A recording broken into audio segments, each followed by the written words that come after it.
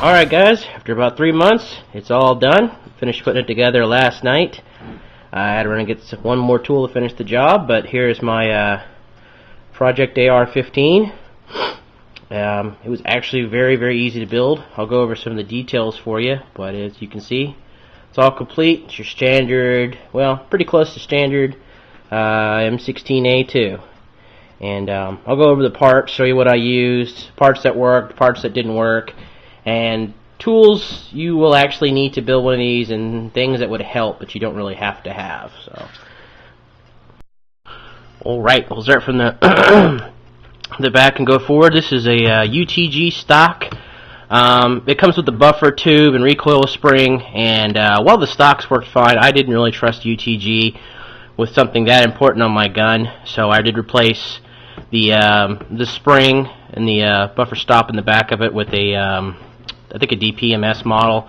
I did try the UTG spring. It did work, but I just was unwilling to trust Chinese product for something that important to my gun. Standard A2 pistol grip, standard A2 trigger guard. This is a Spikes Tactical Lower. Everything was to spec on it, worked really well, it was really easy to put together.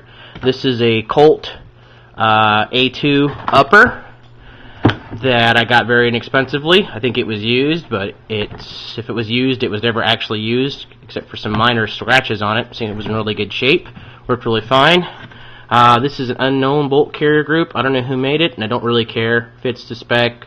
It was a brand new, never issued bolt, so works fine. I used a 1-in-9 twist Delton 20-inch barrel. It's not chrome lined.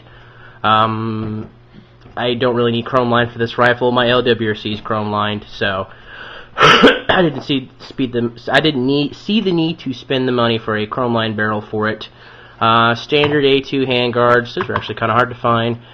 Delta ring. It is a DI gun, not a gas piston like my other rifle. It was very easy to put together. If you've never built an AR and you were just mildly retarded with hand tools, you can put one of these together. You just need a few tools. Very simple. I had debated between building one of these and an AK, and when I finally saw how an AK is built, pushing the barrel in the trunnion and so on and so forth, I decided this was going to be much easier to build. So I'll show you the tools you need, but I'm going to take it out and run it here pretty soon. Alright, as a once more over the gun. Yes, that magazine's loaded. No, I don't care. Oh yes, standard A2 flash hider is on there too.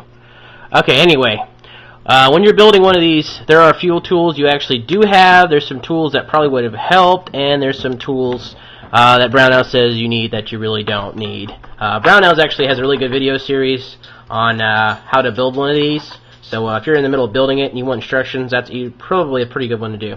One thing you're going to need are punches. Roll pin punches would be really good if you can find them, but generally, as far as I saw, the only places that carried roll pin punches are gun stores, and of course, it being a gun part, the price was 10 times more what they should have been. I know some hardware stores carry them. If you could find brass punches, that would be better. I usually covered mine with a little tape when I was using them on some of the big things, and small things I didn't care. They're just, the worst it was going to do is scratch it if you're careful. So you're definitely going to want some punches to do this.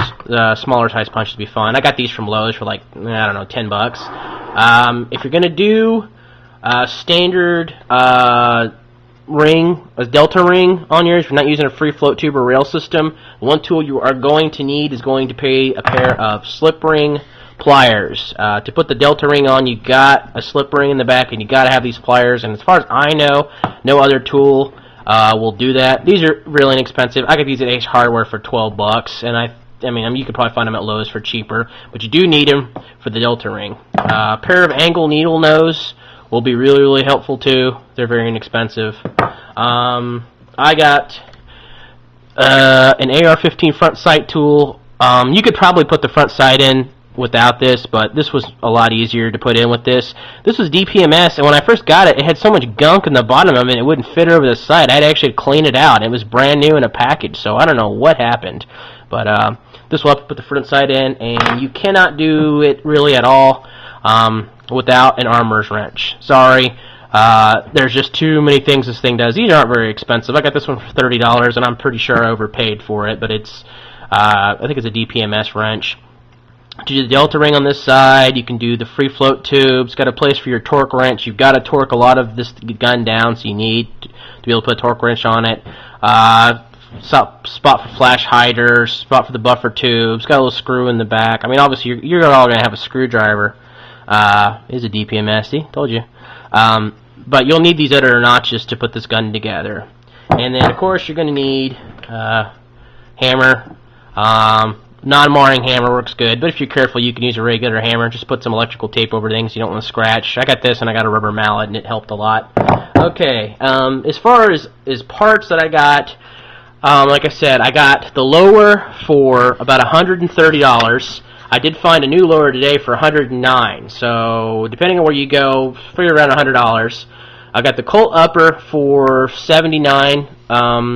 That's pretty hard to find. Most of the ones I found for Colt uppers were stripped were about $150, and this was all together but the barrel for $79. So that was a good deal. So if you're building your own, say around $80, $100 for the upper.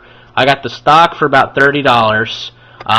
The pistol grip, all the pins to assemble the lower, I got for about $50. I've seen them go down to $29. I've seen them up as high as $89 for just a standard grunt trigger. So that's really going to depend.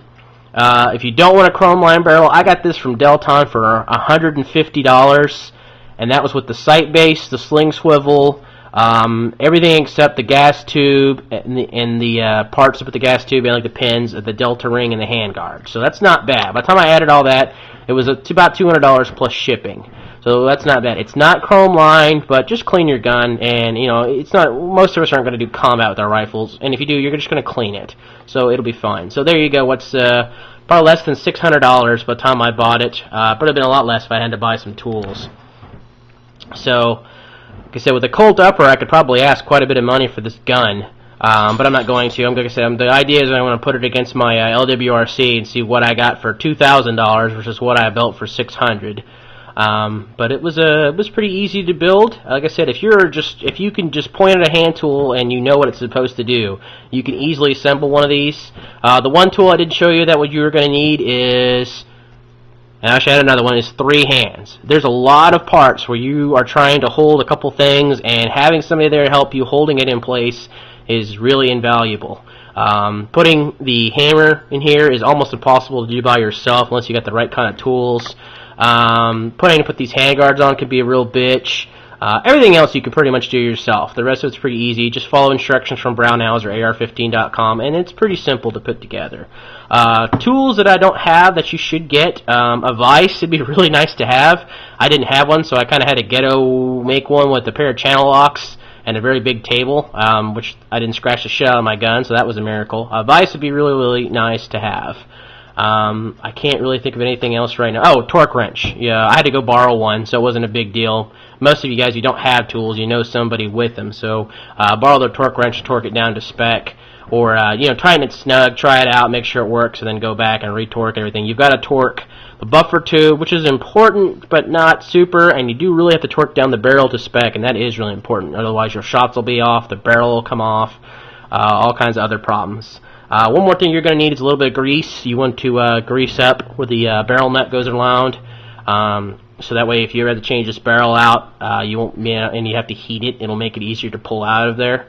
But yeah, guys, that's pretty much it. I'm going to go try it out. Like I said, I already put some snap caps through it, or some action testing caps, whatever they're called, and it worked. Ejected, pulled. I put a live rounds through it, and I didn't shoot them, but I just made sure everything worked. The ejector extractor worked. It worked like a charm, so I don't foresee any problems. I lubed the bolt up earlier, just mostly because I was bored.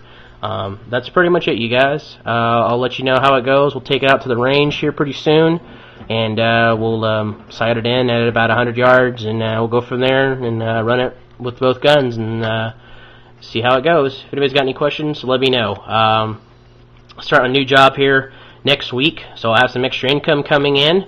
I'm looking forward to getting another rifle. I've got a somebody with an AK-74 that I'm really looking at getting. That'll probably be the next one, and I'm trying to save up currently for an M14. I don't want to get the SOCOM. I'm probably looking at just the standard M14 Springfield models, so that'll be in the distant future, but I'll do some videos, and I've got a lot of modifications I want to do to that gun too. So all in due time. So you guys